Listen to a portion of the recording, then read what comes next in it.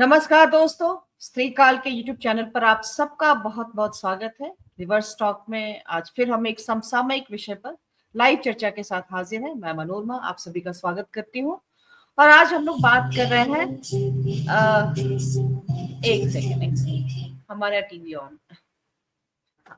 आज हम लोग बात कर रहे हैं युद्धोन्माद की जो स्थितियां बन रही है और बार बार ये मेन स्ट्रीम चैनल पे पिछले 2 दिनों से चल रहा है पाकिस्तान से युद्ध की बात। तो इसी पर हम आज की चर्चा हमारी केंद्रित होगी। क्या युद्ध संभव है? पहलगाम और भारत पाक तनाव के बीच में युद्ध की स्थितियां कितनी जो है वो उन्माद की बात है, कितनी भू रणनीतिक स्थितियां जो हैं वो क्या कह रही हैं, तमाम विश्लेषक जो हैं वो क्या कह रहे हैं, इसी सब पर आज की चर्चा होगी। और यह है ही कि पहलगाम में हुआ आतंकी हमला न सिर्फ देश के लिए बल्कि एक बहुत ही दुखद प्रसंग है, लेकिन साथ ही साथ ये सुरक्षा व्यवस्था की पोल भी खोलता है और ये भी बताता है कि जीरो टॉलरेंस की बात करने वाली जो सरकार है वो जनता को भले आश्वासन देती रही हो, इसी के नाम पर याद करें मुंबई ब्लास्ट हुआ था और भाजपा के द्वारा आतंक से मुकाबला करने के लिए एक मजबूत सरकार चुनने की बात हुई थी और तब से जो है सॉफ्ट स्टेट का दावा जो है उस समय यूपीए की सरकार थी, सॉफ्ट स्टेट की बात करके एक मजबूत, और उसका चेहरा जो है वो नरेंद्र मोदी ही बने थे मुंबई में।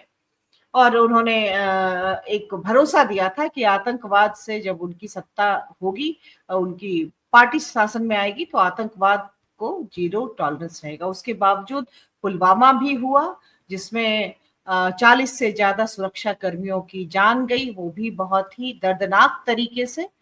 और RDX 300 kg कश्मीर में कैसे पहुंचा, वो तमाम सवाल जो है अभी भी अनुत्तरित है।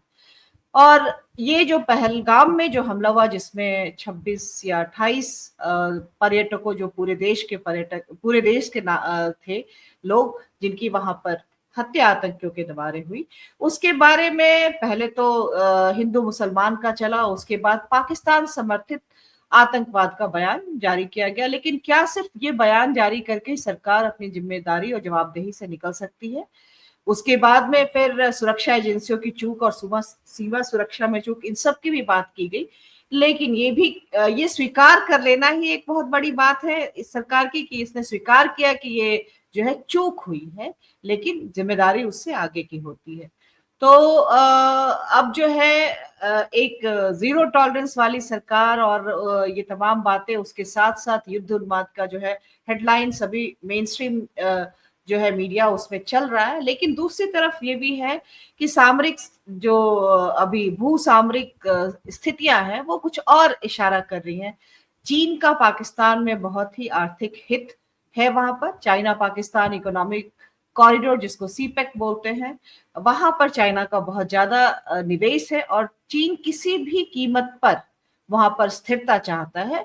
इसके अलावा अमेरिका है, वो भी नहीं चाहता, अफगानिस्तान में उसके हित है और उसके कारण जो है कोई भी परमाणु संपन्न दो देश आपस में लड़े और ये पूरे जो दक्षिण एशिया की जो शांति है वो भंग हो, वो अमेरिका के हित में भी नहीं है। सऊदी अरब और जो खाड़ी देश हैं उनका भी भारत में बहुत निवेश है, साथ में भारत पाकिस्तान दोनों ही जगह के बहुत सारे लोग वहां पर काम करते हैं।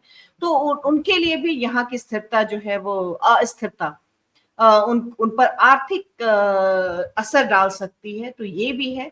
इसके अलावा और भी वैश्विक शक्तियां जो है वो उनके हित दक्षिण एशिया में है, तो वो उन सब का दबाव होगा ऐसे में कि कोई इसका संतुलित विकल्प निकले कोई और भारत जो है उसके लिए ज्यादा बेहतर होगा आर्थिक दबाव, कूटनीतिक दबाव या इस तरह की रणनीति जो है वो अपनाकर इस मामले को जो है वो एक मतलब सुलझे हुए विकल्प की तरफ या हल की तरफ उसको लेकर जाया जाए। तो ये सारी चीजें एक साथ चल रही हैं। इसमें दो आज जो अभी इस बीच दो घटनाक्रम काफी महत्वपूर्ण है जिसकी चर्चा हम करना जरूरी है। एक तो आज पीएम मोदी, उन्होंने सेना के साथ उनकी बैठक हुई, तीनों सेना जो है हमारे उनके प्रमुख से उनकी बैठक हुई और उसमें उन्होंने खुली छूट देने की बात की है कि आप आतंकवाद के खिलाफ कार्रवाई का तरीका, लक्ष्य और समय तीनों आप अपनी मर्जी से तय करें। तो आज का ये और आतंकवाद से निपटना, उसको झटका देना, करारा झटका देना हमारा राष्ट्रीय संकल्प है, ये आज पीएम मोदी ने कहा है। इसके अलावा कल जो है एक बैठक होने वाली है जो जिसमें आगे की ओर जो है रणनीति उस पर चर्चा होगी। और तो ये कल देखना होगा कि कल की बैठक में क्या तय होता है। ये सुरक्षा मामलों की समिति सीसीएस है, उसकी बैठक होगी। तो आज हमें हमारे जो भी मेहमान आज हमें ज्वाइन कर रहे हैं, हम उनसे इन सब पक्षों पर बात करेंगे विस्तार से कि क्या संभावनाएं बनती हैं और युद्ध की जो स्थितियां, पानी रोकने, सिंधु जल समझौता रद्द करने की बात, पाकिस्तान के द्वारा शिमला समझौता को रद्द करने की बात, ये सब जमीनी हकीकत इनकी क्या है, कहाँ वो नीतियों में और कहाँ व्यवहारिकता में उनका जो है क्या उनका अभी फिलहाल महत्व है या कहाँ वो ठहर रही हैं, इन सब के बारे में आज हम चर्चा करेंगे। हम अपने मेहमानों को स्क्रीन पर लेकर आते हैं। हमारे साथ सुरेंद्र दुबे सर जुड़ रहे हैं, वरिष्ठ पत्रकार, राजनीतिक टिप्पणीकार, विश्लेषक। हमारे साथ प्रफुल्ल कोलखियान सर जुड़ रहे हैं, वरिष्ठ पत्रकार, राजनीतिक विश्लेषक, टिप्पणीकार। और हमारे साथ हैं फराज साकिब जुड़ रहे हैं, वो भी राजनीतिक टिप्पणीकार, विश्लेषक और साथ में पॉलिटिकल एक्टिविस्ट। हमारे साथ विनय ठाकुर है, हमारे स्त्रीकाल के साथी संपादक, वरिष्ठ पत्रकार। आप चारों का बहुत बहुत स्वागत है। तो सबसे पहले मैं सुरेंद्र दुबे सर आपसे आपकी टिप्पणी इस विषय पर, युद्ध की जो स्थितियां खास तौर पर मुख्य धारा की मीडिया चला रही हैं, और तो ये क्या मतलब इसको आप कहाँ पा रहे हैं, ये किस तरह एक जो उन्माद की स्थितियां बना रहे हैं उसकी वास्तविकता क्या है, वास्तविक धरातल पर वो कहाँ है? ये देखिए, सबसे पहले इस संकट काल में स्त्री काल के दर्शकों को नमस्कार। और अभी आपने कहा कि टीवी पर जो युद्ध चल रहा है, तो अभी तक तो युद्ध टीवी पर ही चल रहा है और ऐसा लगता है कि हमें मनीष शर्मा ने ज्वाइन कर लिया है। तो मनीष जी, आपका बहुत बहुत स्वागत है। और हम लोग ये कल्पना कर रहे थे 22 तारीख की घटना, आज 29 तारीख हो गई, 7 दिन हो गए। 7 दिन हो गए, 8वां दिन शुरू हो गया। 8वां दिन। तो हम लोगों को लग रहा था कि कुछ बड़ा कार, कोई लड़ाई ना होगा, तो कोई सर्जिकल स्ट्राइक या एक आध मोर्चे पर थोड़ी बहुत झड़प, ऐसा कुछ नहीं हुआ। हाँ, टीवी पर झड़प हो रही है और मुझे ये जानकर बड़ा आश्चर्य हुआ, हंसी भी आई कि पाकिस्तान के तमाम यूट्यूब चैनल को बैन कर दिया, लेकिन उससे ज्यादा उत्पाद जो हमारे चैनल काटे हुए हैं उनको नहीं बंद किया। इसका मतलब ये चाहते हैं कि ये काम ये करते रहें। और पिछले 3 रोज से मैं देख रहा हूं कि प्रधानमंत्री से, रक्षा मंत्री प्रधानमंत्री से मिल रहे हैं। NSA डोभाल तो हमें लगता घर ही नहीं जाते हैं, रोज पता चलता वही PM से मिल रहे हैं, क्या बताते हैं, क्या कहते हैं। हालांकि वो काफी उम्र दराज हो गए, हो सकता कुछ भूल जाते हो तो फिर पहुंच जाते हो कि मोदी जी ये हम बताना भूल गए थे, पाकिस्तान चूंकि मैं रहा हूं तो ऐसे निपटा जा सकता है। राजनाथ सिंह से मिल रहे हैं, CS कमेटी। आज आपने बताया कि ये मोदी जी ने कहा कि मोदी जी ने सब सेनाओं के 3 अध्यक्षों को खुली छूट दे दी। खुली छूट देखिए मनोरमा जी, जितने कहाँ कैसे और किस तरह से लक्ष्य और वो सारा कुछ आप तय करें, ये कहा भाई। यही जो बात का सेंटेंस आपने कहा, यही गड़बड़ है। लक्ष्य तो सरकार तय करती है क्योंकि इट्स ए पॉलिटिकल डिसीजन। सेना लड़ती है, हाँ लड़ेगी कैसे, लेकिन अगर हम ये लक्ष्य देंगे कि POK को कब्जा करना है तो सेना उस ढंग से लड़ जाएगी। अब ये कह रहे नहीं, तुम्हें कब्जा करना, जो भी करना हो, ताकि अगर न कर पाओ तो हम फिर तुम्हारे ऊपर ठीकरा फोड़ दे कि भाई ये सेना के लोगों को हमने पूरी छूट दी थी, इन्होंने कुछ नहीं किया। और युद्ध देखिए इस ढंग से कभी नहीं होता है। युद्ध पंचायत करके नहीं होता, पंचायत करके शांति समझौता होता है। और अब तो आपने देखा कि यूक्रेन और रूस के बीच पंचायत के बाद भी समझौता नहीं हो पाया। इस समय वहां युद्ध चल रहा है नहीं चल रहा हमें आपको पता ही नहीं है, कभी शुरू हो जाता है कुछ, कभी नहीं होता। मुझे ऐसा लगता है कि मोदी जी पूरे मामले को फिरकी की तरह घुमा रहे हैं और ये सोच रहे हैं कि कुछ ऐसा किया जाए जिससे अंत में ये कहूं मेरे ऊपर कोई आरोप ना आए। और जितनी देर होती जा रही है उतना ही युद्ध लड़ना कठिन होता जा रहा है। चाइना पाकिस्तान के साथ खुल के आ गया, तुर्की द्वारा सप्लाई की बात ठीक है, उन्होंने खंडन कर दिया। अब वो टेक्टिकल खंडन है कि रियल खंडन, आई डोंट नो। युद्ध में ये सारी चीजें चलती हैं। प्रचार एक युद्ध का बहुत बड़ा हथियार होता है, उसमें क्या कर रहे हैं क्या नहीं कर रहे हैं।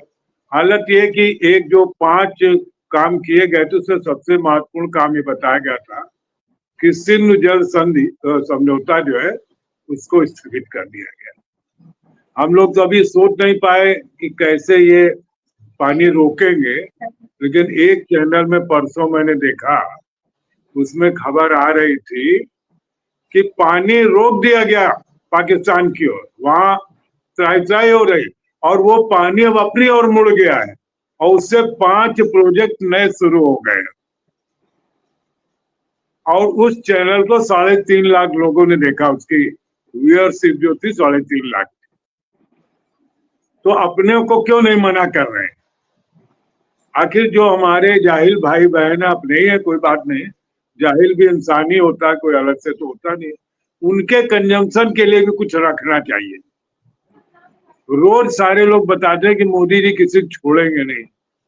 अब जब पहले उन्होंने कहा कि कश्मीर आइए सब शांति है, आतंकवाद खत्म हो गया, अब वो गली गली में आतंकियों को ढूंढ रहे हैं, गली गली में इंटरोगेशन हो रहा है। और हमारे पास इन्होंने एक काम किया कि हमारे बाबा को फेल कर दिया। मकान गिराने का जो बुलडोजर स्टाइल था वो उन्होंने बम स्टाइल में परिवर्तित कर दिया। कश्मीर में जिन आतंकियों के घर गिराए गए वहां बुलडोजर नहीं चलाया गया, सेना के लोगों ने सीरिया को कॉर्डन ऑफ कर दिया और बम ब्लास्ट से उड़ा दिए गए। ये इस मामले में एक प्रगति हुई कि नहीं अब हमको क्या कहते हैं ये बुलडोजर पर हमें यकीन नहीं। हो सकता है मोदी जी और योगी के बीच में जो इन फाइट चल रहे उसका कोई वो तरीका है, मुझे लगता है। और अमेरिका के अपने जो साहब है उन्होंने तो कह दिया कि 1500 साल से युद्ध चल रहा है, अब मैं अमेरिका फर्स्ट में पहले पैसे वसूल करूं कि भारत और पाकिस्तान के बीच में बोलूं, उनका अपना निपट लो, हमसे कोई मतलब नहीं। तो जो एक सपोर्ट अमेरिका से मिल सकता था वो मिलेगा नहीं। रूस अब ये यूएसएसआर नहीं है। जब इंदिरा गांधी जाकर के उन्होंने संधि कर ली थी कि आप पर हमला, हमारे ऊपर हमला होगा, हमारे ऊपर हमला, आपके ऊपर हमला मारा जाएगा, ऐसी संधि की थी। अब वो यूएसएसआर है नहीं, रूस है। वो बेचारा हम लोग सोच रहे थे 10-15 दिन में यूक्रेन को निपटा देगा, अब 2 साल से ऊपर हो गए, यूक्रेन को कुछ नहीं कर पाया। तो अब हम इससे बहुत कॉम्प्लिकेटेड सिचुएशन में, और उससे ज्यादा सिचुएशन आपके बिहार में खराब है जहां से आप ये आपका चैनल है, क्योंकि वहां चुनाव है। तो अब हमें ये तय करना पड़े कि चुनाव पहले जीत लिया जाए कि युद्ध जीत लिया जाए। ये कसमकस सरकार के सामने इस समय है और सरकार यही बात बार बार रोज तय कर रही है कि भाई बताओ कि ये युद्ध पहले जीत लिया जाए कि बिहार का चुनाव जीत लिया जाए। ऐसी एक हास्यास्पद स्थिति है। मैं जो कह रहा हूँ व्यंग्यात्मक लहजे में बड़े अंदर से दुख दर्द है बहुत, लेकिन सामने दिखाई नहीं पड़ रहा है कि लड़ने के कोई लक्षण है। ये युद्ध के लक्षण नहीं है। युद्ध एक इंस्टेंट मामला होता है, स्पॉन्टेनियस, कि मन भाई हमें वो आतंकवादियों ने घटना की और कहां से 150 किलोमीटर है बॉर्डर से पहलगाम, वहां से चल के वो आतंकवादी आ गए, रास्ते भर उनको ग्रीन सिग्नल मिलता रहा, कैसे आ गए। ये जो हमारे 5-6 लाख सिक्योरिटी फोर्सेस कश्मीर में वो कहाँ तैनात है? वे बॉर्डर पर होनी चाहिए ना, बॉर्डर से तो सब लोग चले आए और खच्चर वालों के भेष में उन्होंने सारा ये कांड कर दिया। तो मुझे लगता है कि युद्ध की परिस्थितियां बनेगी नहीं बनेगी, सरकार लड़ेगी नहीं लड़ेगी, इसको कोई दावे से नहीं कह सकता। जी साकिब, आज अभी आपके बाद शाकिब के पास आ रहे हैं। एक तो इन्हें जाना है और मुबारकबाद का भी मौका है, एनिवर्सरी है, और ऐसे मौके पर ये हमारे पास आए हैं हमारे कार्यक्रम में, तो आपका बहुत बहुत आभार। और हाँ, लेकिन आपका जाना मैंने वक्त इनको जल्दी फ्री करिए, वहां न युद्ध हो जाए। नहीं पर क्या बताए, सबकी पत्नियों को बड़ा दूसरे तरीके से चित्रित किया जाता है। ऐसी महिला, हम लोग तो युद्ध नहीं करते हैं। पता नहीं कहाँ से आप लोग के जोक में, मजाक में हमेशा महिलाएं इस तरह से चित्रित होती हैं। ऐसा कुछ नहीं है। पर खैर, आगे की बात करते हैं। अभी जो आज जो दो घटनाएं हुई, मतलब एक तो जो प्रधानमंत्री ने बात की और कहा कि आप लोग लक्ष्य और ये सब तय करें, और कल फिर एक और था कि आज इसके बाद वो मोहन भागवत से भी मिलने गए, अमित शाह, और ये मीटिंग करने के बाद, सेना प्रमुखों से मीटिंग करने के बाद वो मोहन भागवत से भी मिलने के लिए गए। तो ये आज और कल अब जो होगा वो उस कल की बात है, कल सामने आएगा कि कल क्या बात हो रही है, क्या तय हो रहा है। इसको आप किस तरह से देख रहे हैं? 7 दिन बीतने के बाद जो है ये तमाम चीजें, साकिब, लगता है कुछ डर के मारे चलेगा लगता है। अच्छा, ऐसा हो गया। नहीं, मुझे लग रहा है कि वो वापस आएंगे। फोन से अक्सर जब जुड़ते हैं तो इस तरह के लगातार कुछ कुछ मतलब इश्यूज आते हैं या कॉल आता है उनका, तो ऐसा होता है। तो खैर, प्रफुल्ल सर आपसे टिप्पणी लेते हैं। अगर बीच में साकिब आते हैं तो हम उनको उनसे फिर बात कर लेंगे ताकि उनको देर ना हो, ठीक है। लेकिन हाँ, तब तक आप इस पर अपनी बात कह सकते हैं। नहीं है, मेरे ख्याल से जुड़ गए। चलिए साकिब, आप आ गए। हाँ, तो आप किस तरह से इसको देख रहे हैं, ये जो आज जो घटनाक्रम है, और कल और 7 दिन बीतने के बाद ये सब डेवलपमेंट हुआ है? मनोरमा जी, मुझे सबसे पहले तो हबीब जालिब की वो पंक्तियां कह लेने दीजिए कि जंग टलती रहे तो बेहतर है, खून अपना हो या पराया हो, नस्ल आदम का खून है आखिर, जंग मगरिब में हो या मशरिक में, अमन आलम का खून है आखिर। तो हम लोग युद्ध के पक्षधर नहीं है, हम सभी लोग मेरे ख्याल से युद्ध के पक्षधर तो नहीं है। हाँ, आपको जवाब देना चाहिए। आपने जो कदम उठाए, वाटर ट्रीटी बंद किया, और भी जो डिप्लोमेटिक तरीके से आप जवाब देना चाहते हैं, इंटरनेशनल फोरम पे आप जवाब देना चाहते हैं, दीजिए।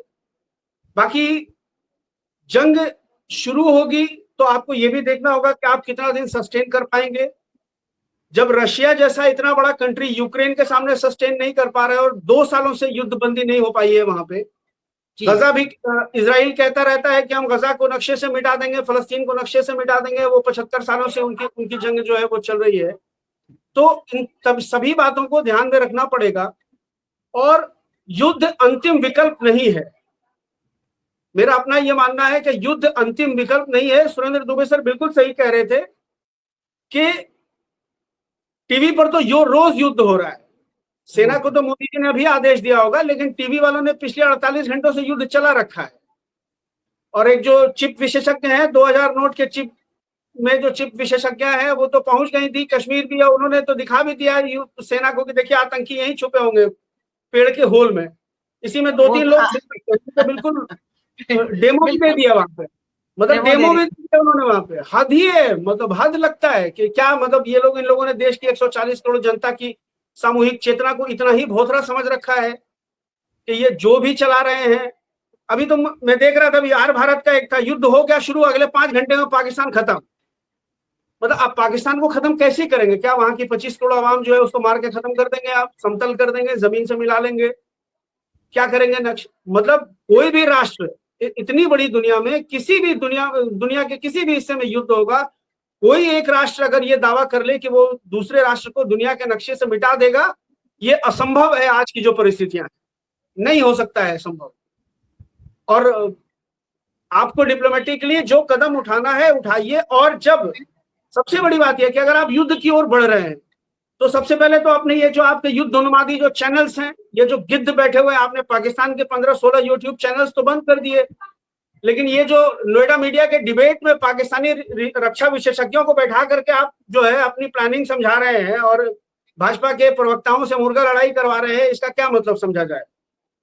भाई आप बंद करिए उनको, आप टीवी मीडिया को बंद करिए कि भाई ये तुम क्या कर रहे हो, तमाशा कर रहे हो, उधर से बुला करके बिठा रहे हो लोगों को 10-10 हजार रुपए में, और देश की जनता को तुम गाली दिलवा रहे हो।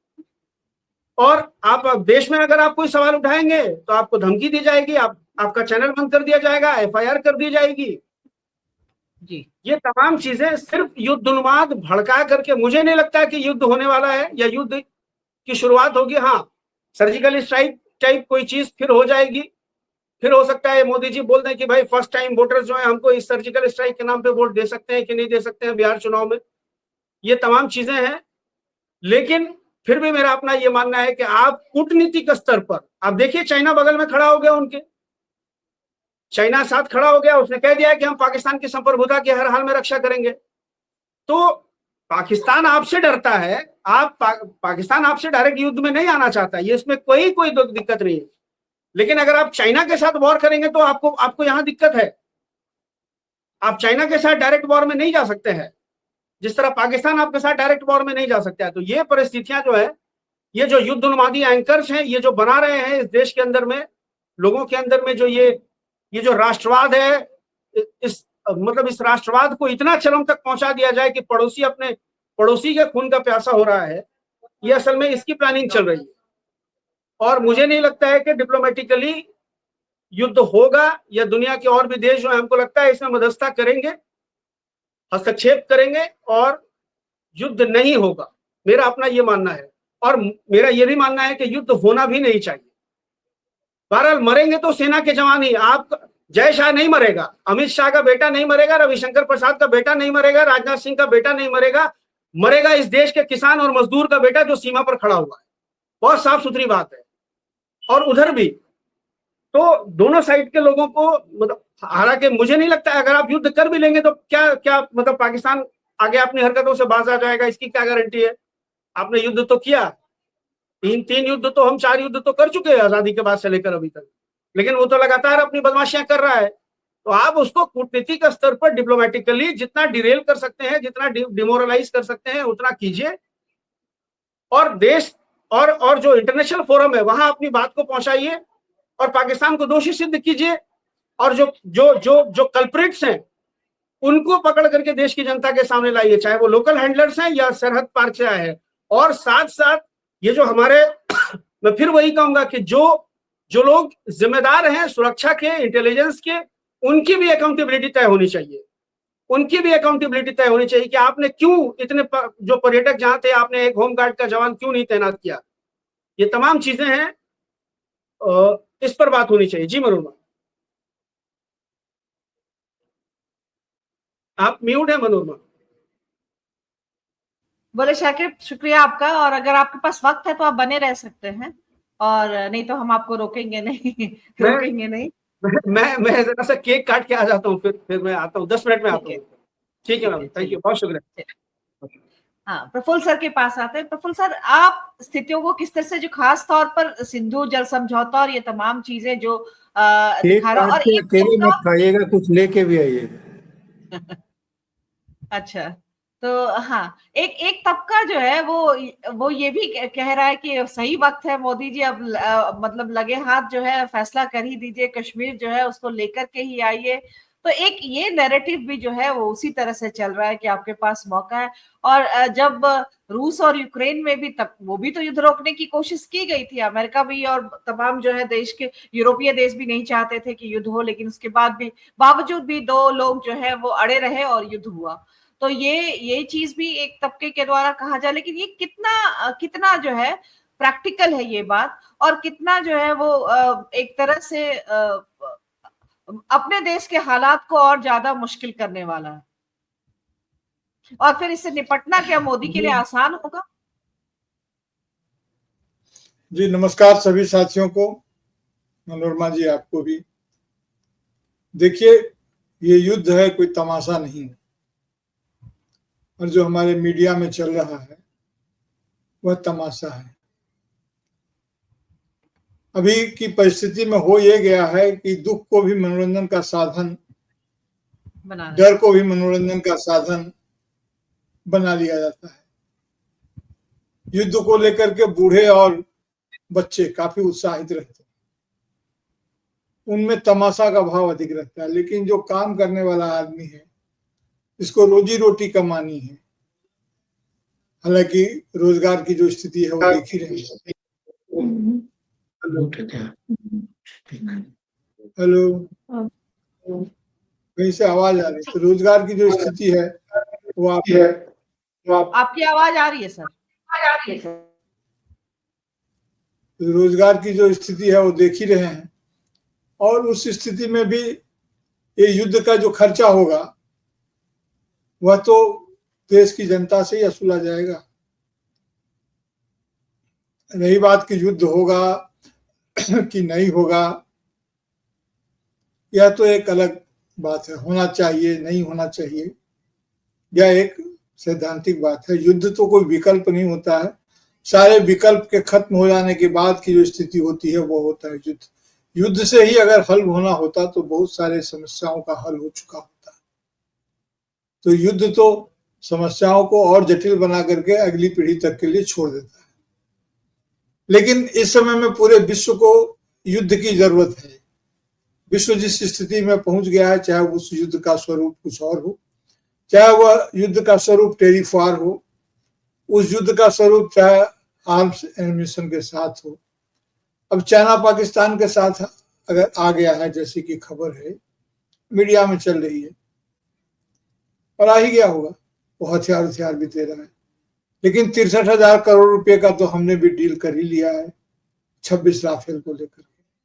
तो ये पैसा तो खर्चा होना शुरू हो गया ना, पैसा खर्चा होना शुरू हो गया है, और ये दोनों तरफ। अभी देख रहा था मीडिया में ही, जो पाकिस्तान के जो मिस्टर डार हैं, तो वो भी कह रहे थे कि हम भारत से उलझना नहीं चाहते। हालांकि ये एक स्ट्रेटेजिक स्टेटमेंट भी हो सकता है, क्योंकि युद्ध की पहली सफलता यही होती है कि युद्ध का आरोप हम पर न लगे विश्व समुदाय के समक्ष। तो वो दिखाते हैं कि हम तो उलझना नहीं चाहते। और रही भारत की बात, तो भारत को भी जो कह रहे थे कि पंचायत करनी चाहिए, भारत भी शिमला पैक्ट को तोड़ नहीं सकता है। भारत, हम लोग इस बात पर सहमत हुए थे कि हम आपसी मामलों को द्विपक्षीय वार्ता से हल कर लेंगे। ऐसे में सीधे तीसरे पक्ष के पास जाना या उससे दखल देना, मदद तो दूसरी चीज है, दखल देने की बात करना स्ट्रेटेजिकली भी सही नहीं है। हालात तो बिल्कुल तनाव के हैं। आज संघ प्रमुख मोहन भागवत भी प्रधानमंत्री के आवास पर उनसे मिल आए हैं, ऐसी सूचना है। और सैन्य बैठक भी हो चुकी है, कल फिर एक बैठक होगी। और यह भी ठीक कहा है, ठीक ही कह रहे थे कि युद्ध का, सुरेंद्र सर जो कह रहे थे कि युद्ध का टारगेट तो सिविल पॉलिटिकल पॉलिटिकल इंस्टीट्यूशंस तय करते हैं। लेकिन वहां जो कहा गया है वो युद्ध के टारगेट के लिए नहीं, मैंने परिणाम के लिए नहीं कहा गया है। लक्ष्य जो कहा गया है कि युद्ध में कौन आपका टारगेट होगा, कहां से आप क्या करेंगे, टारगेट तो उनका दिया गया होगा आतंकवाद को समाप्त करना। अब सेना इस बात पर फैसला करेगी, उनके पास काफी इनपुट होगा और वे तमाम बातों को समझ रहे होंगे। अगर ये मामला ये है कि सिर्फ आतंकवाद को समाप्त करना है, तो पाकिस्तान इस तरह का कोई आश्वासन दे सकता है। दो चार ऐसे जो आतंकवादी समूह उसके यहाँ जो पल रहे हैं उसको नष्ट करने का ये वादा कर सकता है, आपस में डिप्लोमेटिक बात हो सकती है, और तब तक तनातनी बना रहे। युद्ध शुरू होना बहुत आसान है आज की तारीख में, युद्ध का समाप्त होना बहुत मुश्किल है, क्योंकि युद्ध होने का लाभ विश्व के अन्य लोगों को भी होता है। हम अपने गली मोहल्ले में देखते हैं, दो लोग आपस में लड़ रहे हैं, तो कुछ लोग ऐसे होते ही हैं जिसको उससे लाभ होता है और वे चाहते हैं कि आपस में लड़ते रहें। तो उसके बहुत सारे जो हैं, अब फ्रांस का बाजार हो गया यहाँ पर। अब फ्रांस हमारे साथ कितना खड़ा होगा नहीं खड़ा होगा यह तो बात की चीज है। अगर युद्ध होता है तो लड़ना आपको अकेले बल पर है। ठीक ही कह रहे थे सुंदर सिंह की, वो जमाना नहीं रहा कि जब रशिया आपके साथ आ जाएगा या कोई आपके साथ आ जाएगा। उस जमाने में जब 71 में युद्ध की स्थिति हुई थी तो अमेरिका के 7वां बेड़ा का अमेरिका ने उसको टैंक वैंक दिया था, जैसा आज चीन दे रहा है। तो उस समय में ये था अमेरिका आके साथ खड़ा हो गया था। लेकिन आज कोई किसी के साथ उस तरह से खड़ा हो नहीं सकता।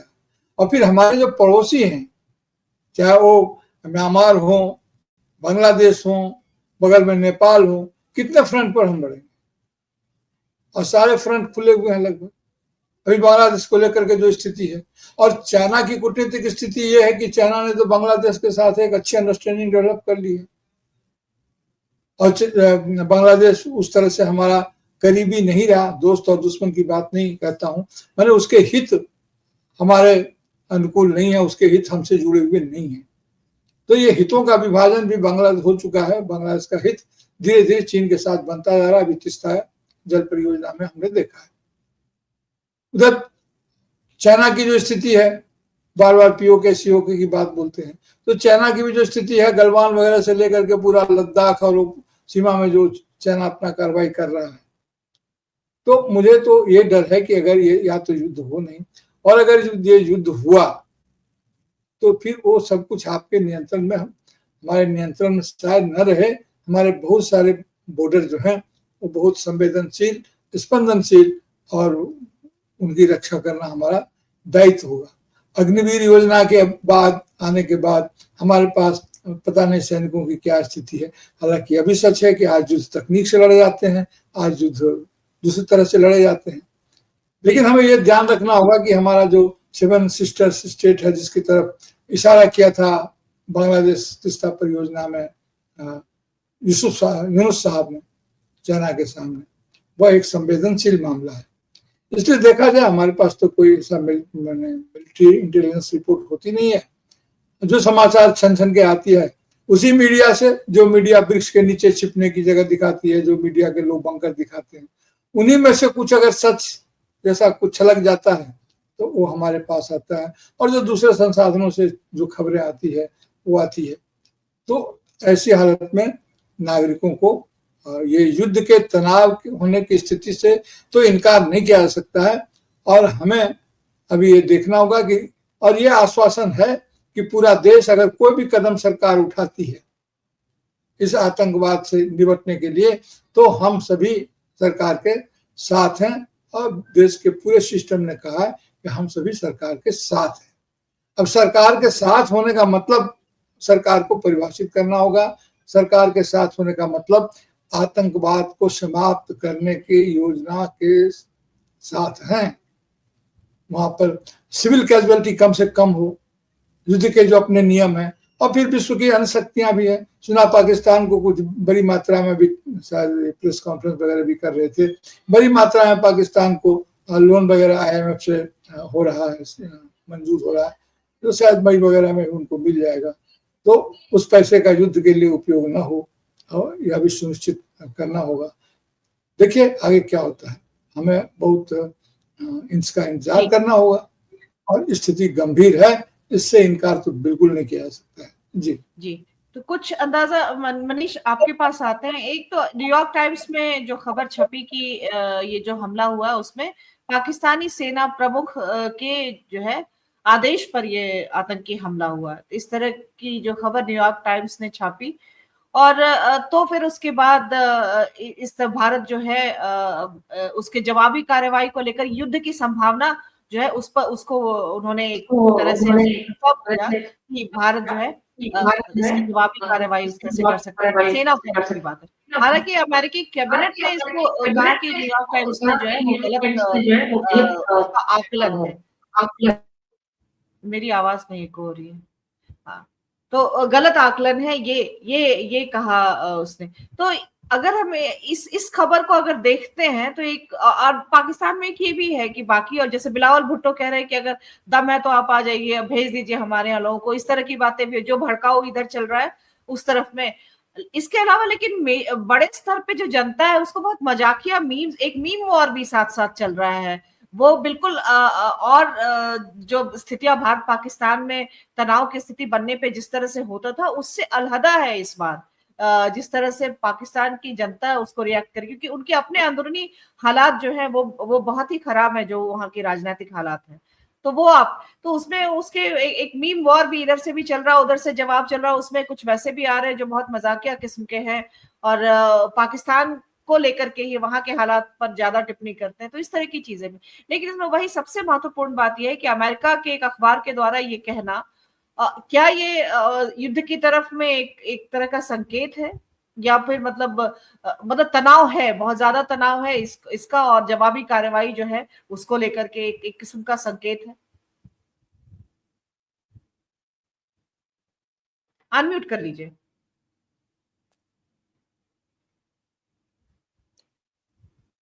जी, एक बात तो ये समझना है कि युद्ध तो जारी है। पहली बात तो ये समझना है कि 90 के दशक के बाद से ही कश्मीरियों के खिलाफ जो है, कह लीजिए कि सैनिक शासन, सैनिक कंट्रोल, ये तो चल रहा है। एक बात तो हम लोग को समझना है कि 90 से लेकर के 20-25 साल हो गया जब हम पूरे कश्मीर को एक तरह से सैन्य तंत्र के मातहत रखे हुए हैं। ये तो कोई नई बात नहीं है। फसपा सेना को विशेष अधिकार दिए हुए हैं।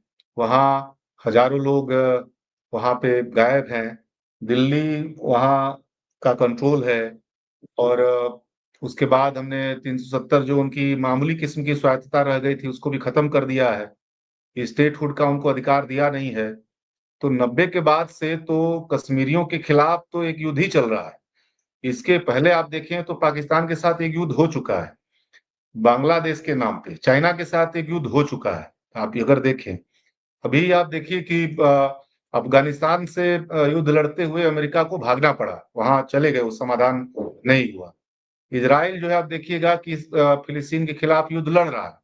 यहाँ पे आप पृष्ठभूमि देखिएगा में रसिया। मनीष पृष्ठभूमि में बस जी ये कह रहे हैं कि जो कारगिल के समय जो युद्ध हुआ तो भाजपा की ही सरकार थी, तो एक आप इसको वैसे भी हम लोग मतलब कि युद्ध नहीं करने की तमाम उस कोशिशों के बावजूद वाजपेयी के टर्म में जो है कारगिल युद्ध हुआ था। जी, मैं क्या कह रहा हूँ, मैं कह रहा हूँ कि कश्मीर के खिलाफ भी, पाकिस्तान के खिलाफ भी। कारगिल के समय में युद्ध नहीं हुआ था, युद्ध घोषणा की जाती है। कारगिल के समय में युद्ध जैसी परिस्थिति थी, वार लाइक सिचुएशन। जी नहीं, मैं बस इतना कहना चाहता हूं कि घोषित तौर पे, अघोषित तौर पे, प्रफुल्ल जी, घोषित तौर पे, अघोषित तौर पे युद्ध को ही समाधान मानकर कि पिछले 30-40 साल से चीजें चल रही है। मैं बस आपसे ये कहना चाहता हूं कि वो अघोषित तौर पे हो, प्रॉक्सी युद्ध हो, वो डायरेक्ट युद्ध हो, युद्ध ही को तो समाधान बताया गया है।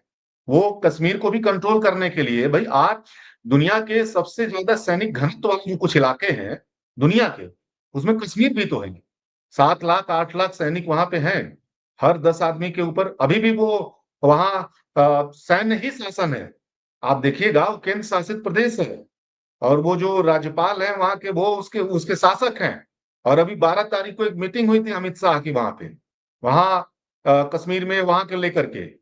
और वहां पे जो है मुख्यमंत्री को बैठक में नहीं बैठने दिया गया। बात समझिएगा। तो मैं ये कह रहा हूं कि युद्ध अगर समाधान रहता तो फिलिस्तीन का मसला हल हो गया होता, अफगानिस्तान का मसला हल हो गया होता, सीरिया का मसला हल हो गया होता, इराक का मसला, ईरान का, उत्तर कोरिया का मसला हल हो गया होता। तो मेरा ये कहना है कि युद्ध तो हो रहा है भाई।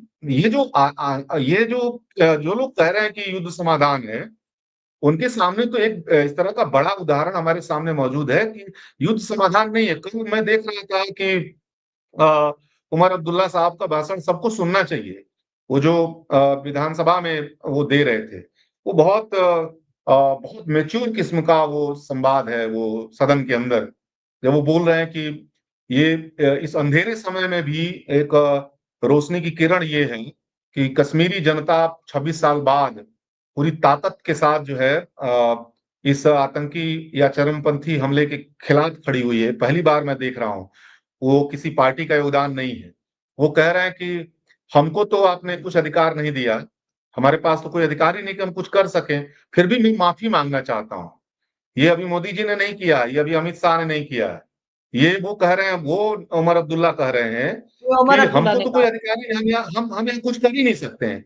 फिर भी अंदर से मैं गिल्टी नहीं हूँ। मैं बहुत ही मैंने कह लीजिए कि मैं जो है अपराध बोध से ग्रस्त हूँ। मेरे पास कोई शब्द नहीं है, मैं माफी मांगना चाहता हूँ। इसके बावजूद कि हमारे पास कोई राइट नहीं है। वो कह रहे हैं कि वो ये भी बात कह रहे हैं उसी समय कि आप देखिए, हम इस समय वो सस्ती राजनीति नहीं करेंगे। कि हमको आपने अधिकार नहीं दिया, हमको अभी राज्य का अधिकार दे दीजिए। इसी समय ये मांग नहीं करेंगे, हम पहले भी करते रहे हैं, हम बाद में करते रहेंगे। वो ये बात भी कह रहे हैं, आप देखिएगा उसमें, उस भाषण में वो कह रहे आजादी हैं भावुक हो कि गए थे, भावुक भी हो गए थे वो जी, बोलते बोलते। बहुत, मैं कह रहा हूँ कि वो बहुत पॉलिटिकल अटैक भी कर रहे हैं और बहुत वो सीरियस बात भी कर रहे हैं। वो कह रहे हैं कि सैन्य तंत्र से चीजों को कंट्रोल कर सकते हैं, ये राजनीतिक समाधान उसका नहीं हल हो सकता है, समस्या को हल नहीं कर सकते। वो कह रहे हैं उस भाषण में कि सेना से आप कंट्रोल कर सकते हैं, समाधान नहीं कर सकते हैं। वो कह रहे हैं कि ये जो आशा का किरण दिया है कश्मीरी जनता ने, उसको, वो जो हमारे साथ उसका जो रिश्ता बनाया उसने, उसको दूर मत होने दीजिएगा। उसके साथ अगर ये रिश्ते जो बनाने की कोशिश की है, उसके साथ रिश्ते बढ़ाएंगे। वो कह रहे हैं कि कश्मीरी जनता के साथ ज्यादा रिश्ता बढ़ा करके इस समस्या का समाधान किया जा सकता है। तो मेरा ये कहना है कि सैन्य का जो युद्ध का जो बात हो रही है, वो बेसिकली अभी देखिए क्या है, अभी क्या है कि मोदी जी ने जो कैंपेन चलाया है अपने देश में, एक खास तरह का वर्ग तैयार किया है जो पाकिस्तान को मिटा देना चाहता है। ये आरएसएस का ही अभियान चलाया हुआ है। आरएसएस ने ही एक कैंपेन चलाया है पिछले दिनों से कि हम जब चाहेंगे पाकिस्तान को मिटा देंगे, जब चाहेंगे चीजों को वो कर लेंगे। वही उसके ऊपर बोझ हो गया है। अभी और इनकी भी हैसियत नहीं है। उनके एजेंडे में जो अखंड भारत का नक्शा है उसमें वो है ना, शामिल है। जी, तो अभी अभी क्या है कि लंबी समय से उन्होंने ये कैंपेन चलाया है, अपने अपने ट्रूप्स को, अपने समर्थकों को, अपने लोगों को ये तैयार किया है कि हम जब चाहेंगे मिटा देंगे पाकिस्तान को, जब चाहेंगे फलाने को मिटा देंगे, जब चाहेंगे उसको नेस्तनाबूद कर देंगे, जब चाहेंगे उसको मिला लेंगे। अभी वो अपने इस एंगल में फंस गए हैं। और अभी आप देखिए ट्रंप का बयान देखिए, ट्रंप ने कहा कि पाकिस्तान भी हमारा मित्र है और भारत भी हमारा मित्र है। आपने ध्यान दिया होगा। हाँ हाँ हाँ, अब आप बिल्कुल बिल्कुल। इस बयान को देखिए, आप देखिए कि वो कह रहे हैं कि पाकिस्तान भी हमारा मित्र है और भारत भी हमारा मित्र है। तो और इसका मतलब और वहां से, सुनिए, और रूस भी यही बात कह रहा है कि क्योंकि और कई सारे इनिशिएटिव अभी रूस सामरिक स्तर पर और चीजें शुरू हुई हैं, तो रूस भी तो यही बात कह रहा है। जी, और चाइना भी आपकी साथ खड़ी नहीं है। मैंने दुनिया हाँ की जो दो तीन महाशक्तियां हैं, उन्होंने हाँ, आपको रिजेक्ट कर दिया है, आपके पूरी चीजों को रिजेक्ट कर दिया है। तो आप अभी, भारत की अर्थव्यवस्था बहुत संकट में फंसी हुई है। भारत की इकोनॉमी अभी टैरिफ वार से, जो उसके ऊपर हमला है वहां ट्रंप का, अमेरिकी हमला है टैरिफ वार को लेकर के, वो उससे अभी निपटने की स्थिति में नहीं है। वो रसिया को नाराज नहीं कर सकती, अभी ट्रंप को नाराज करने की उनकी स्थिति नहीं है। चाइना ऑलरेडी पहले से उसमें वो है। सारे पड़ोसी देश भारत के खिलाफ है अभी। अभी आप बांग्लादेश का देखिए, श्रीलंका का देखिए, आप जो है कहीं भी आप जाइए, पाकिस्तान तो है ही, यहाँ तक कि नेपाल से लेकर म्यांमार तक ही बहुत अलगाव में पड़े हुए हैं। मेरा ये कहना है कि अभी वो उनका ही बनाया हुआ जो अभियान है कि मिटा दूंगा मिटा दूंगा, तो उनके बहुत छोटा एक समर्थक वर्ग है जो उसको लग रहा है कि हमला कर देंगे। तो मेरा ये कहना है कि ये उनकी स्थिति नहीं रह गई है कि इस समय वो किसी इस तरह की स्थिति में जाएं। एक जो समाधान दिया है वो उम्र दुनिया का समाधान है कश्मीरी जनता के साथ। कश्मीरी जनता ने इस बार हिंदुस्तान को, देखिए क्या हुआ, पाकिस्तान पे जो आरोप लगा ले, जिसने भी अटैक किया, जिसने भी कश्मीर पे अटैक किया, उसने क्या उसकी कोशिश थी, उसकी कोशिश ये थी कि हिंदू मुस्लिम बने। इसलिए कैंपेन चलाया गया कि हिंदू नाम पूछ पूछ के मारा गया। वो कैंपेन को तो तुरंत ही मैंने कहा लीजिए कि कश्मीरी जनता ने वहीं पर उसको खत्म कर दिया, उस पूरी डिबेट को खत्म कर दिया।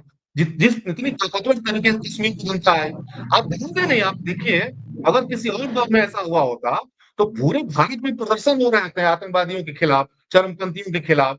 मैं देख रहा हूं कि चरमपंथ के खिलाफ सबसे ज्यादा प्रदर्शन कश्मीर के कोने कोने में हो रहा है।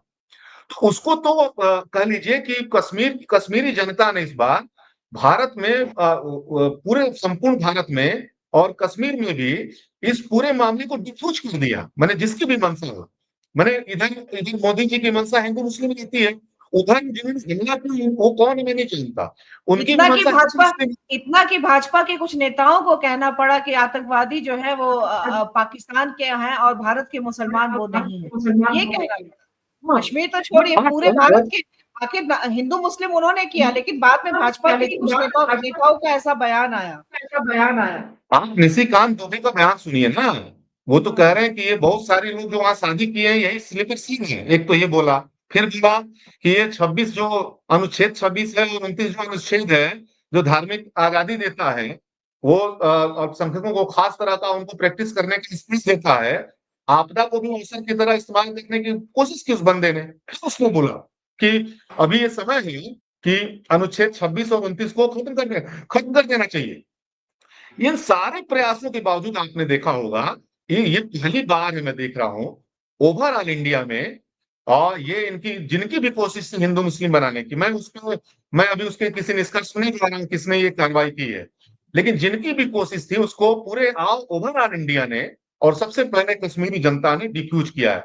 और यहां से मुझको लगता है कि उमर अब्दुल्ला के उस बयान को सुनना चाहिए कि ये मौका दिया है कश्मीर की जनता ने, वो हमारे साथ आना चाहता है, वो भारत के साथ, भारत की जनता के साथ खड़ा होना चाहता है। इसको उसको वो हमारे पास आ रहा है, ये मौका गंवाना नहीं चाहिए। कश्मीरी जनता के साथ एकता बना करके ही समस्या का समाधान है। अगर वो उसके उसके जो उसके स्वशासन का जो सवाल है, उसकी स्वायत्तता का सवाल है, उसके स्टेटहुड का सवाल है, उसका जो अपने तरीके से कश्मीर को चलाने का सवाल है, इस सवाल को हल करके ही इस समस्या का समाधान हो सकता है। उससे मैसेज ये दे रहे हैं, देखिए मैं जो बार बार आपसे इस बात को कह रहा हूँ, दिल्ली की हुकूमत हमेशा उसको कंट्रोल करना चाहती है, कश्मीर कह रहा है कि हमको स्वशासन चाहिए। ये मूल विरोध है। इस मूल विरोध को अगर हल कर दिया जाए तो कोई भी बाहरी फोर्सेज अंदर के तनाव का इस्तेमाल करके ही यहाँ कोई खेल करती है। अगर आप देखिएगा, दुनिया में कहीं भी आप देखिएगा, अंदर अगर तनाव है, अंदर की सत्ता और जनता के बीच का तनाव है, तो कोई भी बाहरी फोर्सेज उसी को इस्तेमाल करके वहां कोई भी इस तरह का अपने लिए जगह तलाशती है। कश्मीर हमको कश्मीर चाहिए, अगर ये लाइन बदल दिया जाए, कश्मीरी हमारे हैं, कश्मीर ही केवल हमारा नहीं है, कश्मीर ही हमारा, ये अगर लाइन की दिशा में बढ़ा जाए, उनके साथ और संवाद बढ़ाया जाए। उन्होंने जो एक मैसेज दिया कि हम चरमपंथ के खिलाफ हैं, उस मैसेज को पकड़ा जाए, हमको लगता है कि ये समाधान है। युद्ध दुनिया में कहीं भी, युद्ध ने कहीं भी कोई समाधान नहीं दिया। ठीक है, हम विनय के पास आते हैं। आपने बहुत महत्वपूर्ण बात कही और कहीं ऑन है, इसलिए आवाज इको हो रहा है, बैकग्राउंड ऑफ कर दीजिए।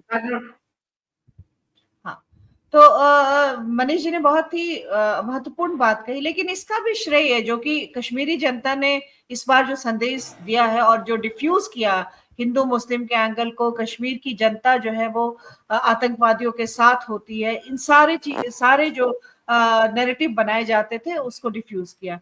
लेकिन इसको भी भाजपा के द्वारा एक उपलब्धि के तौर पर 370 हटाने के बाद के, जैसे कि लाल चौक पर जो निकला तिरंगा, या इस बार जो लड़कियों ने खास तौर पर तिरंगा लेकर के जो है आतंकवादियों के उसमें, आतंकवाद के खिलाफ में और इन हत्याओं के खिलाफ में जो मार्च निकाला, और जगह जगह कैंडल मार्च और इस तरह की तमाम जो है हमने ढेर सारे वीडियो देखे। लेकिन इसको जो है 370 से जोड़ करके सत्ता के द्वारा है कि इसके बाद आंकड़े भी, इसके पहले जब कश्मीर में अपनी सफलता की बात कर रहे थे तो अमित शाह ने कई बार जो है मीडिया को वो दिया कि कितने कम सुरक्षा कर्मी जो पहले की तुलना में मारे गए हैं, स्टोन पेल्टिंग की घटनाएं कितनी कम हुई हैं, या फिर इस तरह के जितने भी हैं ये संदर्भ दिए गए। तो मेरे ख्याल से फिर डिस्कनेक्ट हो गए हैं। अगर आएंगे तो फिर वो, नहीं तो फिर ये सवाल फिर हम सुरेंद्र दुबे सर के पास लेकर जाएंगे। अगर आ जाते हैं विनय तो फिर हाँ ठीक है। तो ये तमाम तरह की चीजें ये रही है, तो एक उसको भी उपलब्धि के तौर पर भाजपा के द्वारा जो है पोर्ट्रे किया जा रहा है। आपको क्या लग रहा है, ये 370 जो था वो उसकी सफलता है, या कश्मीर के जो लोग हैं उनका अपना जो है वो ये रहा है, भारत के साथ जो उनके बार बार अलगाव की बात की जाती है, दरअसल जमीनी स्तर पर उसकी सच्चाई अलग है। अब सुरेंद्र सर। देखिए, आप ये जो घटनाक्रम हुआ इसको क्रोनोलॉजी हमारे अमित शाह हर बात में यूज करते हैं। देखिए, आतंकवादियों ने अपना काम किया, इसका मतलब ये हुआ कि पूरी दुनिया में ये चर्चा है कि हमारे यहाँ हिंदू मुस्लिम करके शासन चल रहा है। उस बात को आतंकियों ने पकड़ा और जो हमला किया उसमें कुछ ऐसा किया जिससे हो कि जैसे हिंदुओं को मारा गया मुसलमानों द्वारा। दूसरा जो घटनाक्रम हुआ कि बस जो यहाँ पर वहां का एक सेकंड, मैंने आप चले गए थे तो आपका ही सवाल हम सुरेंद्र सर के पास ले गए थे, लेकिन आपसे भी उस पे जवाब ले लेंगे। सुरेंद्र सर का पहले सुन लेते हैं, उन्हें सुन लेते हैं। मैं बिल्कुल शॉर्ट में कह देता हूँ, बाद में अपना वो करेंगे। एक बार सवाल भी रिपीट कर दीजिए। अच्छा ठीक है, पहले हम सुरेंद्र सर को सुन लेते हैं, फिर आते हैं आपके पास। हाँ सर। तो वो हुआ ये कि फिर उसमें जो वहां के टूरिस्ट थे यहाँ से गए, असली काम उन्होंने किया पूरे देश के लिए। लगातार वीडियो उन लोगों ने बनाए, ये बताया कि हमको कश्मीर के लोगों ने कैसे हमारी रक्षा की। और असली बात क्या कि उसमें वो सारा लोग थे जो उस टूरिज्म से जुड़े हुए हैं, वही एकमात्र इंडस्ट्री है वहां की। तो उन लोगों को लगा कि अगर ये संदेश गया तो हम तो बिल्कुल बर्बाद हो जाएंगे। और टूरिस्टों की इतनी सेवा की, इतनी सुविधाएं दी उनको, इतना प्यार दिया, घर पर रखा, तो भाजपा के लोग तुरंत दूसरी जगह ले जाते मामले को। लेकिन जो टूरिस्ट लौट रहा था, उसने अलग अलग जो वीडियो बना करके पूरे देश में को ये बता दिया कि नहीं, कश्मीरी वैसे नहीं जैसा हम सोचते। तो वो जो आतंकियों का एक प्रयास था वो विफल हुआ, और जो कुछ अन्य भक्तों का एक प्रयास था बताने के, अगर ये नहीं होता तो ये मीम नहीं आता कि देखो धर्म पूछा जाति नहीं पूछी। जाति में ये मीम आना ये बताता कि निगाह कहाँ थी। अब चूंकि सारा हो गया और प्रधानमंत्री जी जो उसमें कह आए बिहार में कि हम नेस्त नाबूद कर देंगे। अब वो नेस्त नाबूद कैसे करेंगे? अभी एक शब्द आया था, उसी में बात समाप्त कर देता हूँ कि आतंकवाद जो है, युद्ध किसी चीज का हल नहीं है। ठीक बात है। युद्ध एक अभिमान है जो राष्ट्र व्यक्ति दोनों करते हैं। कभी कभी हम जानते हैं कि पड़ोसी से हम लड़ नहीं पाएंगे, क्योंकि हमको लगता है कि अगर हम नहीं लड़ेंगे तो हमारी बेइज्जती हो जाएगी। कभी किसी युद्ध से कुछ नहीं हुआ, लेकिन लड़ना इसलिए जरूरी है, ऐसा आम आदमी को मानना है कि अगर हम ऐसा नहीं करेंगे तो हमारी बड़ी हेठी होगी, हमारी बड़ी बेइज्जती हो जाएगी। और अभी एक मनीष जी ने बड़ी अच्छी बात कही कि भाई ये लोग तो कह ही रहे हैं कि हम पाकिस्तान को हजम कर जाएंगे। अब वो अंत बात कह रहे हैं कि हुजूर अब तो बिल्कुल आपकी थाली में पाकिस्तान रखा हुआ, अब आप हमको इसको हजम करके दिखाइए। जी जी विनय, ये हाँ, आप अनम्यूट कर लीजिए अपने आप को, आपका हाँ म्यूट है। मैं मनीष जी जो कह रहे थे उसी सवाल को आगे लेकर के गई थी कि एक तो कश्मीर की जनता ने जो संदेश दिया पूरे देश को, भारत के साथ जो है, भारत के जो लोग हैं, सुरक्षा एजेंसी है और पूरा जो राष्ट्र देश हित है उसके साथ कश्मीर की जनता अलाइन होकर चली और तमाम तरह के जो आतंकवाद के खिलाफ में आवाज उनकी जो है, मुखर आवाज पूरे देश ने सुनी। और पूरे देश के लोगों के साथ उनका जो प्यार, उनका कंपैशन, उनकी जो है उन्होंने जिस तरह से उनकी मेजबानी की बाद में, आतंकवादी घटना के बाद में, ये भी देश ने देखा। लेकिन भाजपा के द्वारा बार बार ये कहा गया कि हालात इसलिए बदले हैं कि 370 को हटाया गया, जबकि 370 हटाने के बाद जब तक चुनाव नहीं हुए थे उस समय तक जो कश्मीर में जिस तरह से रिप्रेसिव और उस तरह का दमनकारी वो अपनाया गया था, उसकी भी तमाम कहानियां, खासतौर पे मानवाधिकार हनन की बातें बहुत ज्यादा, इंटरनेट डिस्कनेक्ट होने का दुनिया में सबसे बड़ा रिकॉर्ड जो है वो कश्मीर के नाम पर है। कश्मीर में उतने दिनों तक का इंटरनेट ब्लैकआउट किया गया।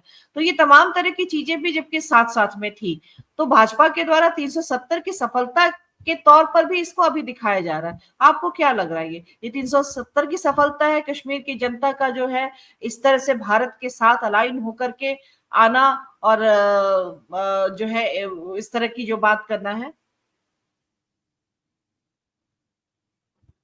धन्यवाद मनोरमा। देखिए, कोई भी औसत बुद्धि का व्यक्ति होगा वो इस बात को कहेगा कि कश्मीर के लोगों का भारत के साथ जो ये प्रेम है या खुल करके ये दिखाना जो है, ये इसका 370 धारा को हटाने से कोई लेना देना नहीं। देखिए कश्मीर में हमेशा से 3 धाराएं की बात की जाती रही है कि एक वर्ग जो है वो भारत के साथ मिलकर रहना चाहता है, एक वर्ग के पास में पाकिस्तान में मिलना है, एक वर्ग आजादी। ये 3 धाराएं कही जाती रही कश्मीर में।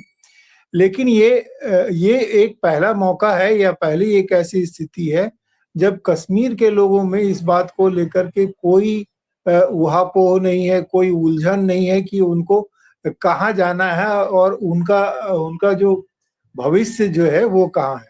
और देखिए इसीलिए जिस ढंग से उनकी प्रतिक्रिया हुई, बाकी जो राजनीति है आंतरिक राजनीति और अंतर्राष्ट्रीय राजनीति वो अपनी जगह पर चलती रहेगी। देखिए ये जो घटना है इस घटना में हर जो किरदार है वो अपने अपने हिसाब से इसको देख रहा है और अपनी अपनी ओर उसको खींच रहा है। देखिए ये जो घटना हुई है इससे साफ जाहिर है कि और जिस ढंग से इसका डेवलपमेंट हो रहा है इस हिसाब से ये साफ जाहिर है कि विश्व की कुछ ताकतें जो है वो इस बात में बहुत रुचि ले रही है कि ये जो है एक वार थिएटर बन जाए। और जिस ढंग से ये बात सामने आ रही थी कि आने वाले समय में जो है भारत और चीन जो है विश्व में आर्थिक 1 और 2 नंबर की ताकत होगी, तो कहीं ना कहीं वो रुक जाए। और हर देश अपने अपने जो बाकी जो जियो स्ट्रेटेजिक पोजिशनिंग है वो सबको पता है कि आज जो है कोई किसी के साथ नहीं खड़ा है। लेकिन अब अमेरिका और रूस में से आज दो विनय, लेकिन सरकार के भी बहुत सारे वो जब छिपे तौर पे ये व्यक्त करने लगे कि भारत चीन के सामने कहीं नहीं ठहरता, आर्थिक ताकत की जो बात कह रहे हैं, क्योंकि भारत पिछले 10 सालों में काफी पीछे हो चुका है अगर चीन से तुलना करते हैं। नहीं वो चीन से तुलना की बात ही नहीं थी, पर ये बात जरूर थी कि जो 1, 2, 3 जो है वो तय हो रही थी कि 1 नंबर पर चीन जाएगा, 2 नंबर पर जो अमेरिका रहेगा और 3 नंबर पर भारत रहेगा। और अमेरिका की कोशिश थी कि ये जो गति जो है ये गति कहीं ना कहीं आपस में उलझ जाए और वो चीन का जो उभार है उस उभार को रोकने के लिए ये जो पूरी साजिश या जो कह लीजिए। और रूस के को भी हम देख रहे हैं कि इस तरह इस घटना में जिस ढंग से अलाइनमेंट हो रहा है चीन, पाकिस्तान, तुर्की और ईरान, छिपे तौर पर ईरान, क्योंकि कुछ लोग ये भी कह रहे हैं कि जो वहां जो घटना हुई है उसमें ईरान का कहीं ना कहीं अप्रत्यक्ष रूप से हाथ है, क्योंकि जो ईरानी लोग जो हैं वो कश्मीरी आबादी में बड़ी आसानी से घुल मिल सकते हैं और उन्होंने जो है हमास शैली में ये कार्रवाई की है। और इसका जो बिल्कुल जो चाहे वो फीडबैक देने के लिए कैमरा का इस्तेमाल हो, चाहे वो उसका जो प्रचार को एक खास दिशा में मोड़ने की जो बात है और जो रिस्पांस है इंडियन स्टेट का वो आप देख ही रहे हैं, वो बड़ा खतरनाक है। वो खतरनाक इस हिसाब से है क्योंकि मोदी जी इस ढंग से कह रहे हैं कि भाई कि सेना को हमने तय करने का ये अधिकार दे दिया है कि वो कैसे करेंगे और किस तरह से करेंगे। ये जो है वो एक ढंग से जो जिसको बोलते हैं कि क्या मतलब एक मिलिट्री स्टेट की तरफ जा रहे हैं और वो पूरी राजनीति को जो है, जैसे रोम में ग्लैडिएटर्स होते थे ना कि वो उनको वो अपने एक हिंसक युद्ध लड़ते थे और सारे लोग वो तमाशा देखते थे और उसमें एक खास ढंग की जो उत्तेजना हासिल करते थे, तो उसी तरह से कुछ ऐसा हो गया है कि ये जो इस वक्त की जो राजनीति है उसको सत्ता साल में स्थापित लोग जो हैं वो इसको बिल्कुल ग्लैडिएटर के खेल की तरह बनाना चाह रहे हैं, जिसमें एक बड़ी आबादी को ये महसूस करने दिया जा रहा है कि वो उनके अंदर जो प्रतिशोध है वो प्रतिशोध उनको पूरा होते हुए दिखे, और इसमें जो है पूरे देश को युद्ध उन्माद में झोंकने की कोशिश की जा रही है। पर ये तय है, जो हमारे पहले के बहुत सारे वक्ताओं ने कहा भी है, कि इस वक्त जो युद्ध होगा वो युद्ध की जो एस्केलेट और डी एस्केलेट होने की जो बात जो है वो भारत और पाकिस्तान के हाथ में नहीं होगी। ये जो है जो पर्दे के पीछे की जो महाशक्तियां जो तय करेंगी उनके हाथ में, क्योंकि ये सामने आ रहा है जो हमारा प्रत्यक्ष शत्रु नहीं भी है, उसकी तरफ से भी ये खबरें आ रही कि वो भी इस युद्ध में जो वार मटेरियल सप्लाई कर रहे हैं, ले दे करके हमारे सामने लग रहा है कि हमारा विश्वसनीय सहयोगी जो इजराइल है, और वो भी अपने इंटरेस्ट के लिए। अमेरिका जो है अपने इंटरेस्ट के लिए जो है वो जो खुल करके ना भारत के साथ है ना पाकिस्तान के साथ में, उसको ईरान से बदला लेना है तो वो पाकिस्तान को छोड़ भी नहीं रहा है, ना पाकिस्तान को पूरी तरह से समर्थन कर रहा है। और रूस की हालत बता ही चुके हैं लोग कि वो खुद ही पस्त है। ये भी हो सकता है कि चीन जो है वो चाहता होगा है कि जो है अमेरिका जो है एक नए युद्ध में उलझ जाए और इससे जो है उधर जो है दबाव कम हो। कई सारी चीजें, चूंकि हम लोगों के पास में सीमित सूचनाएं होती है तो हम लोग अनुमान के आधार पर, बाकी जो इंटरनल पॉलिटिक्स है उसमें हम देख ही रहे यहाँ की जो राजनीति है वो किस तरह से इसका इस्तेमाल जो है आंतरिक जो असहमतियां हैं उसको दबाने के लिए कर रही है। जी ठीक मनोरमा, है, लेकिन ठीक है, प्रफुल्ल सर के पास आते हैं। छोटी छोटी सी टिप्पणी, एक ही सवाल आप दोनों से रहेगा। एक जो दक्षिणपंथी सरकार है या पॉपुलिस्ट गवर्नमेंट है, उसमें अक्सर युद्ध जो है वो का राजनीतिक इस्तेमाल करने की प्रवृत्ति ज्यादा होती है। और वैसे उस हालात पे देखते हैं तो ठीक है, युद्ध किसी राष्ट्र के लिए उसके आंतरिक अपने इकोनॉमी के लिए और पूरे देश की जनता के लिए उस तरह से फायदेमंद नहीं होती है, लेकिन उस सरकार के लिए फायदेमंद इस तरह से होती है कि इस राष्ट्रीय सुरक्षा के नाम पर उनकी सत्ता लंबे समय के लिए, जैसे आज यूक्रेन की ही देख लेते हैं, हो सकता है वो अलोकप्रिय होते बहुत, या फिर हम रशिया की बात कर लेते हैं, रूस की बात कर लेते हैं, लेकिन युद्ध ने उन दोनों ही शासकों को एक चीज दी है, उनकी सत्ता में जो है मौजूद रहने की गारंटी दी है उनको, जब तक कि ये इसका निर्णायक फैसला नहीं होता, उसके बाद कायदे से चुनाव नहीं होता। और उसका तो ये एक स्थितियां हैं जो कि मतलब इशारा करती हैं 3 टर्म, और उसके बाद से जो है एंटी इनकम्बेंसी फैक्टर बहुत ज्यादा, और बहुत सारी चीजें जो सरकार अपने पक्ष में करना चाहती है, और लगातार जो चीजें हैं वो बस्ट हो रही हैं। हिंदू मुस्लिम नहीं चल रहा है कहीं भी, आप देखिए अब हिंदू मुस्लिम नहीं चल रहा। इस आतंकवादी हमले के बाद जिस तरह से हिंदू मुस्लिम करने की कोशिश की गई, और 2 दिन के अंदर में ये पूरी की पूरी तरह से जो है डिफ्यूज हो गया, तो ऐसे में एक डर, एक आशंका इस तरह की तो बन रही है कि इस तरह की जो दक्षिणपंथी सरकारें होती हैं अंत में युद्ध को एक अपने अस्तित्व के लिए हथियार के तौर पर इस्तेमाल करती हैं।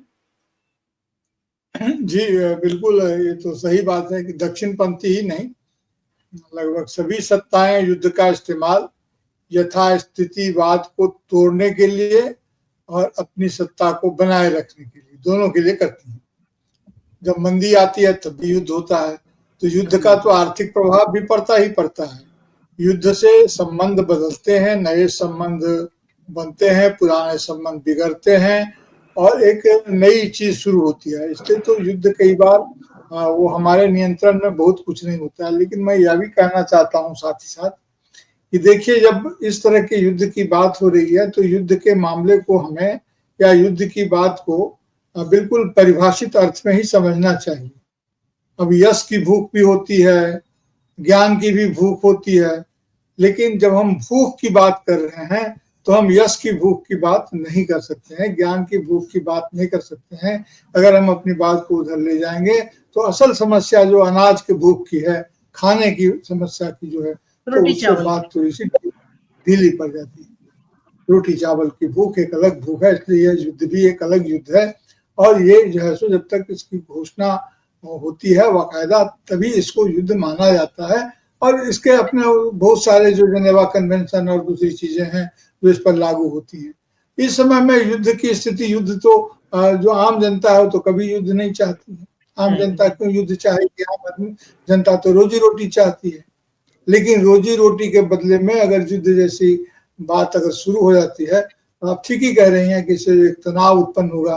क्योंकि देखिए, धूमिल एक कवि हुए हैं जिन्होंने कहा था कि एकता युद्ध की और दया अकाल की पूंजी है। तो जब युद्ध जैसी स्थिति होती है तो हम अपनी पहचान को, हम एक हो जाते हैं। अभी कैसे सब एक हो गए? सकारात्मक मुद्दे पर भी एक हो सकते थे। तो अब ये सरकार की अपनी चाल होती है। विनय सर ने बिल्कुल ठीक कहा कि हमारे पास जो सूचनाएं होती हैं और वे सूचनाएं बहुत छन छन के आती हैं। उनमें जो हमें लगता है कि नहीं, इस पर विश्वास किया जा सकता है, तो उसके आधार पर हम एक नैरेटिव को समझने की कोशिश करते हैं। अभी निश्चित रूप से मैं ये मानता हूँ व्यक्तिगत रूप से कि तनाव की स्थिति तो गंभीर है ही। युद्ध के कारण बहुत हो सकते हैं, युद्ध के परिणाम बहुत सारे हो सकते हैं, लेकिन युद्ध के लिए तनाव की स्थिति तो है ही। और जो लोग इसमें हैं वो निर्णय करेंगे। जब सूचनाएं कुछ कुछ छन छन के आएंगी तो उससे पता चलेगा कि क्या हो रहा है वास्तव में। जी जी मनीष, यही सवाल आपके लिए भी है, इस पर आपकी टिप्पणी। लेकिन थोड़ा सा और इसमें ऐड ये करते हैं कि एक पैटर्न की तरह से अगर देखें तो जब उस वक्त कारगिल की स्थिति बनी थी तभी भी विपक्ष ने बहुत जिम्मेदार भूमिका निभाई थी। कांग्रेस मुख्यतः तौर पे बोलेंगे, और अभी भी देखिए कांग्रेस की भूमिका जो है अब मतलब मोदी जो भी करना चाहते हैं इसके जवाबी कार्रवाई या उसको लेकर के, तो राहुल गांधी ने भी एक स्टैंड लिया है और अपनी पार्टी में जो लोग बोल रहे हैं बढ़ चढ़ के थोड़ा या आक्रामक बोल रहे हैं, राहुल गांधी ने एक तरह से एक किस्म का संदेश दिया है कि मतलब सरकार की लाइन के हम साथ है इस मसले पर।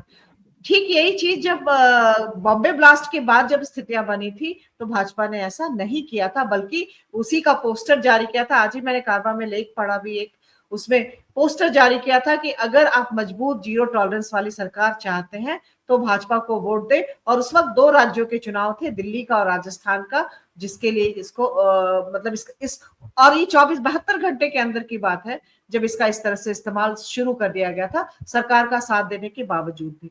तो जो वो सवाल मैंने पूछा था प्रफुल्ल सर से कि जो पॉपुलिस्ट गवर्नमेंट है, दक्षिणपंथी सरकार है, अक्सर युद्ध का इस्तेमाल अपने अस्तित्व के लिए करती है, और साथ में ये जो विपक्ष वाली जो स्थितियां बन रही, इनको मिला करके आप अपनी टिप्पणी करिए।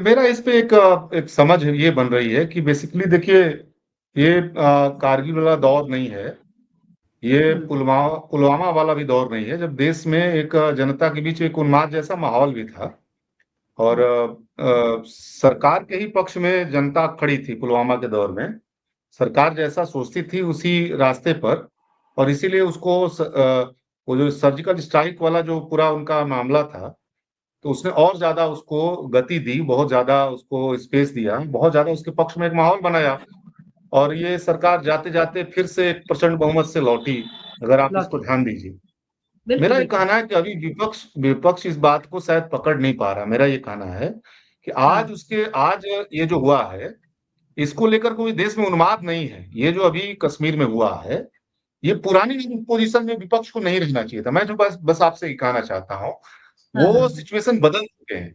आज देश के अंदर कोई उन्माद नहीं है।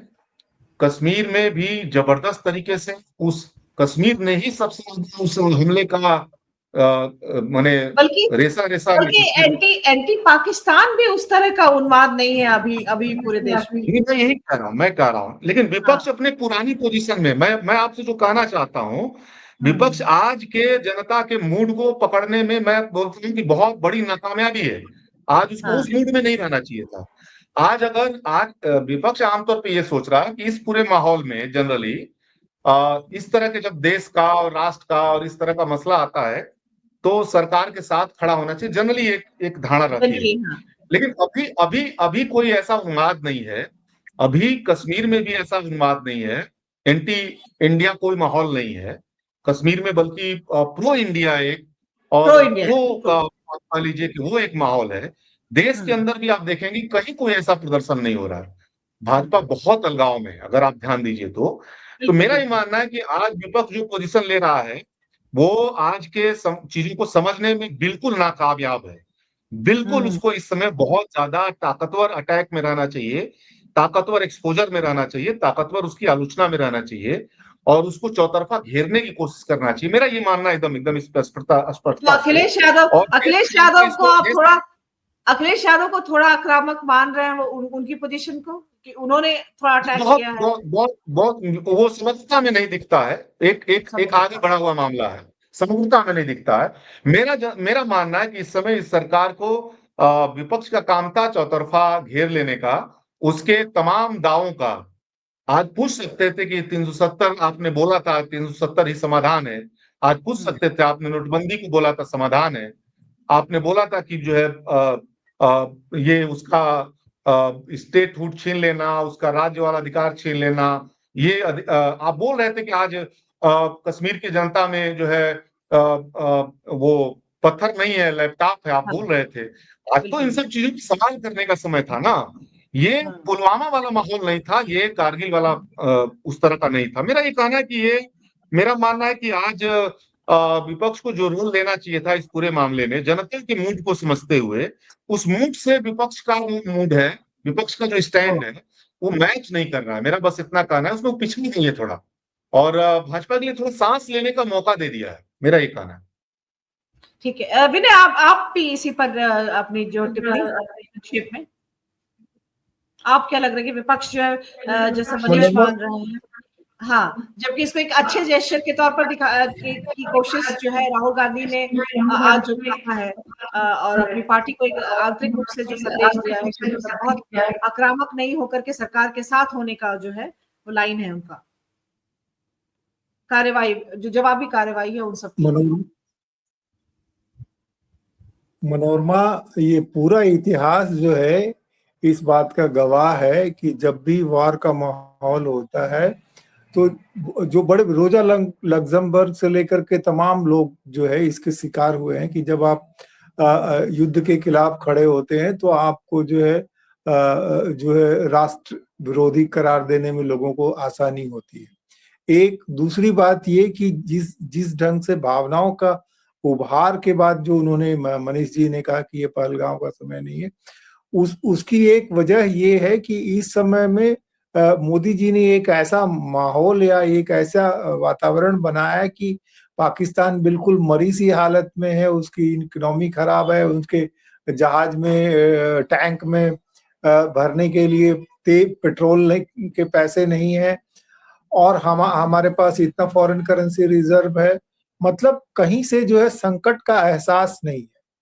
वो और जो हिंदू मुसलमान वाले इस पे जो शॉक, इमोशनल शॉक वाली बात जो थी, वो कश्मीरी जनता ने उसको एब्जॉर्ब कर लिया और जो लोग वहां से निकले उन्होंने जिस ढंग से रील्स बनाई, तो इन दोनों वजहों से जो है वो जो इस बार स्थिति थोड़ी अलग है। पर जो सावधानी की बात है और दूसरी बात मैं ये भी कह रहा हूं कि क्या ब्रीफिंग हुई है, डिफेंस एक्सपर्ट ने क्या ब्रीफ किया है उनको, और सत्ता ने विपक्ष को क्या कहा है, इसकी जानकारी हमें नहीं है। अगर उनको कहा गया होगा कि ये बिल्कुल जो है इतने लोगों की साजिश है और हमारे ऊपर इतना बड़ा हमला होने वाला है, और फिर वो उनकी चीजों को जो है सबके सामने परोसते चलेंगे। हाँ, आज जो मोदी ने कहा कि तरीका, टारगेट और समय सेना तय करे, कार्यवाही के लिए खुली छूट, तो ये मतलब कि यही एक जो है उस मीटिंग के संदर्भ में जो शीर्षक चल रहा है वो यही चल रहा है कि टारगेट, समय और तरीका सेना तय करे। तो उसमें मनोरमा ये देखने की बात है कि मोदी जी इतने कठिन समय में भी जो है वो राजनीति करना नहीं छोड़ रहे हैं और उनका हर बयान जो है अपने राजनीतिक हित के हिसाब से चल रहा है। ठीक है, चलिए, तो अब इसी नोट पर आज तो की चर्चा को खत्म ये जो है हमारी जनता जी सावधान रहने की जरूरत है हमको जी। ठीक है, तो इसी नोट पर आज की चर्चा को हम खत्म करते हैं। और युद्ध, जैसा कि हमारे सभी पैनलिस्ट ने भी कहा और कहा कि युद्ध किसी भी चीज का अंतिम, किसी भी समस्या का अंतिम हल नहीं है। जो भी देश लड़ रहे हैं वो लड़ रहे हैं, लेकिन समस्या का समाधान नहीं निकला। तो ऐसे में ज्यादा बड़ी सफलता हमारे भारत सरकार की अभी के दौर में ये होगी कि आतंकवाद का प्रभावी जवाब देने के साथ साथ, उसे रोकने के साथ साथ, सुरक्षा के पुख्ता इंतजाम करने के साथ साथ युद्ध का जवाब, जो आतंकवाद है उसका जवाब रणनीतिक तरीके से, आर्थिक और तमाम जो है रणनीतिक दबाव बना करके दिया जाना, ये उनकी ज्यादा बड़ी सफलता होगी। इसके बनिस्पत कि युद्ध की में झोंका जाए अपने देश को। और आज की चर्चा में आप सभी मेहमान जो शामिल हुए उन सबका भी बहुत शुक्रिया, साथ में आउटसाइड पैनलिस्ट आप सबका भी बहुत बहुत शुक्रिया। कल फिर हम मिलते हैं किसी और विषय पर, तब तक के लिए नमस्कार।